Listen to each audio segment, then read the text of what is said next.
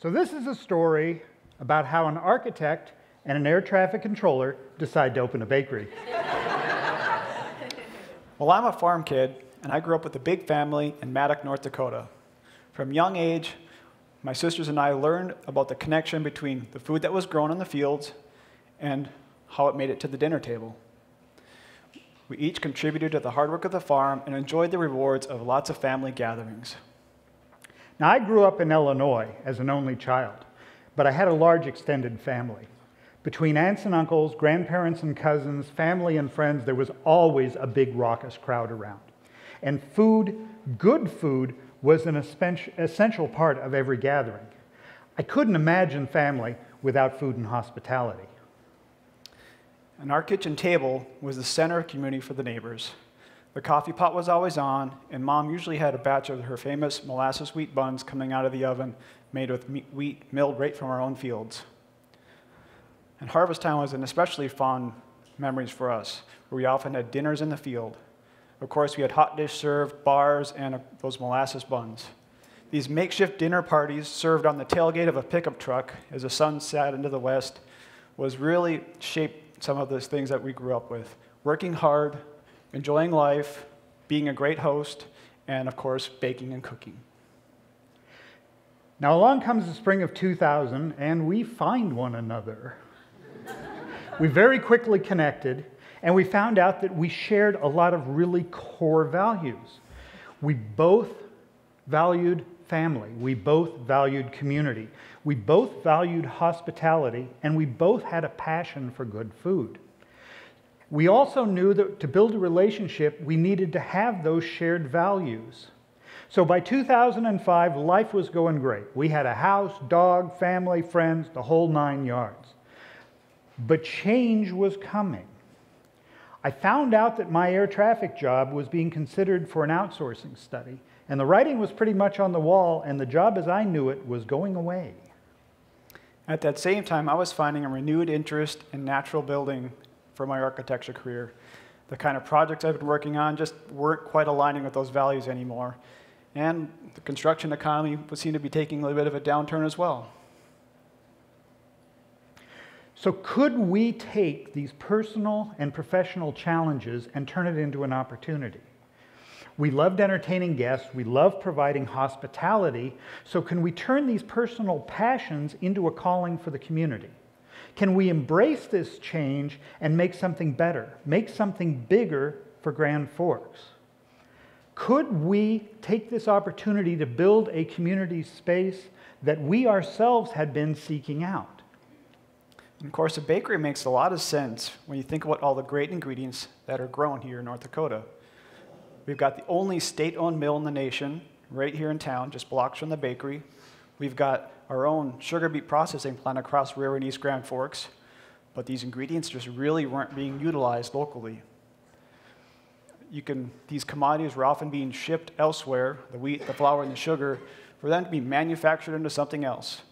You could travel to New York City, go into a local artisan bakery there, and find a great handcrafted loaf of bread made with the best North Dakota wheat flour that had been trucked all the way out there. But people around here didn't seem to understand that that was even an option. We can't do artisan baking here in Grand Forks. It's just not doable. So we brought those ideas back, farm to table for everyone. But we didn't just want to make a loaf of bread and have people leave. We needed to create that gathering space. So the first idea was going to be Dakota Harvest Bakers. Now notice the name is Dakota Harvest Bakers and not Dakota Harvest Bakery. That was a very deliberate and a very intentional decision on our part, because the focus was going to be on the people, not on the business. And the focus was also going to be the sourcing of local ingredients, working with our farmers, millers, beekeepers, dairymen, artists and artisans that were going to make all of this possible right here in Grand Forks. And we also started Dakota Harvest Builders, a design build firm. Again, thinking about the people. Farmers who could provide building materials, builders who'd be constructing homes in a different way, and the families who'd be living in those dwellings, literally taking the concept from farm to home. So the bakery was going to come first. We tested out our concept, but now it was time to take things for a test drive. So we went out to Portland, Oregon, and we did an internship at the Pearl Bakery. And this gave us our first exposure to real commercial level baking experience. It also showed us a successful interface between company and community. And we also learned the essentials that we were going to need for the business side of the operations. It was an absolutely amazing experience for us. But the most important part of it was that it confirmed for us exactly what we wanted to do here in Grand Forks. And of course, one of the nice things about having an architect as a partner is we were able to design a lot of spaces pretty quickly, scouted locations, researched equipment, toured bakeries, tested many, many family recipes. And I'm proud to say we took possession of our building, and 5 weeks later, we'd finished the remodeling, trained all of our staff, and opened our doors on May 8th, 2006. That's got to be a record. 5 weeks.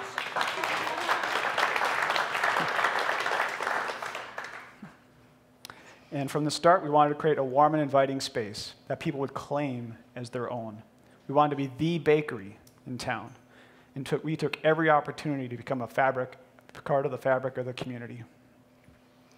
But the critical element in all of this was going to be the employees. Because with the scale of what we were planning to do, there was no way Paul and I could do this by ourselves. We had to find the right people who shared our vision and shared our values. And were they going to be out there? It was a leap of faith. But it was also a commitment. From early on in our business planning, we made the commitment that for our full-time employees, we were going to pay a living wage. And we also made the commitment that we were going to provide a benefit package.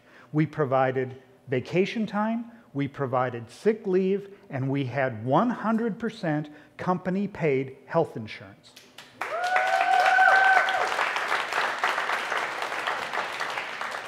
So again, our focus is on the bakers, not the bakery. And even inside of Dakota Harvest, we had that commitment to build community. We were looking for people who were going to work with us, not just for us. So when we first advertised for these positions, we had no idea what was going to happen. But fate seemed to be on our side and brought many new faces to our door with talent and skill to spare. We were blown away when our first pastry chef showed up on our doorstep, nervous that she would ever get a job working for us, and yet it was with George and I with a sigh of relief. We're like, we got a pastry chef, can you believe it, in Grand Forks, North Dakota? And time after time, this happened again and again, and we couldn't thank these people enough for bringing all their talent to spare and sharing it with all of you in Grand Forks. And we found the right suppliers. North Dakota Mill was an awesome partner with us. We had the crystal sugar, but we're also able to find a lot of key local suppliers who really gave us an opportunity to elevate their products, from butter, milk, local egg producers, honey, and more. We made a commitment to source 80% of our ingredients within 200 miles of the bakery, and we achieved that goal. The community reception was equally amazing. It started out quick and never slowed down. We were thrilled that our vision of a farm-to-table infrastructure was actually well received. Now you could get a French baguette made with North Dakota flour right here. Now you could get a European pastry made with Minnesota co-op butter right here. Dakota Harvest was making the highest quality baked goods, and you could get it right here, and you didn't have to leave the area to get it. But we also had our share of challenges. One of the nicest challenges that we had was when some of our star employees found other opportunities and went to find new adventures.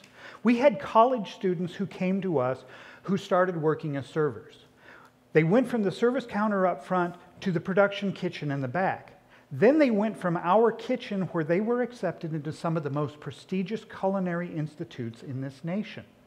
We have alumni from Dakota Harvest who own their own businesses. We have chefs and master bakers serving at some of the finest restaurants and bakeries in the country. We have people now who teach at the same culinary institutes that they were originally students at. And we have people that have wildly popular food and baking blogs. And we are so incredibly proud of each and every one of their achievements. But when they went to find new adventures, it was up to Paul and I to figure out how to fill in the gaps. And some of those gaps would last for a week or two, and some of them would linger for months. We also had the challenge that occasionally we'd find the wrong person who didn't share our values, didn't share our work ethic, and wouldn't be able to do what we needed to do for our customers. But through it all, we did what we needed to do, and Paul and I made it work. We also had some issues with sometimes the public misunderstanding what we were doing. We were never a cheap bread store. We were never a place that was going to churn out some ghastly product that was mostly air, water, and chemical enhancers. Everything we did, every single day, was made by hand with loving care, and this is labor intensive. Our soups, our salads, our sandwiches were made daily from scratch. And this was never easy, and this was never cheap. And unfortunately, some people in the public just never understood what it was we were trying to do. One of the things we really enjoyed doing besides sharing our food and space with the community was also sharing our knowledge. We were asked to teach many cooking classes at the UND Wellness Center, where we got to teach everything from bread to pizzas and soup to desserts. We found that teaching about the food really brought a closer connection to where it comes from. We also were lucky enough to be able to host many events at this bakery, political rallies, and art shows. And of course, President Clinton made a surprise visit to the bakery. We kind of suspected he was in town, so we made some vegan oatmeal cookies, his favorite, and he said they were delicious, and we could quote him on that, so we're going to do that. And now comes the literal breaking of bread. Early on in the bakery, Kathy Fick from Christus Rex Lutheran Church came to us and said, "Hey, could you make us some communion bread?" So Kathy asked, we made it, we delivered it, and she asked, "How much do you charge for your communion bread?" Charge for communion bread? Yeah, no. We're giving it away. So we made communion bread and we gave it away. And guess what? Some more churches showed up and said, "Can you make some communion bread for us?" And so we made it. And then more churches showed up and said, "Can you make some communion bread for us?" And we made it. In the end, we were serving 10 churches here in the Grand Forks area. We were making 50 loaves of communion bread per month. And over the course of the bakery, that was over 6,000 loaves of bread that we made and gave away.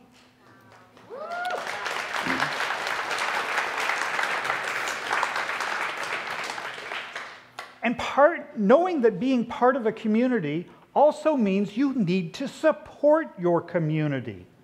We had wall space, and we made it available to local artists. We had bakery space. We made it available to local musicians. Over the years, Dakota Harvest donated time, money, and mountains of food to local organizations. We supported, I have no idea how many different arts events across the town. We supported social support groups, including the Northland Rescue Mission and the local food pantries. We also supported animal welfare groups like Circle of Friends Humane Society. And I'm very proud to say, and as somebody stole our thunder, that over the years, Dakota Harvest donated over $200,000 worth of cash and goods to community organizations.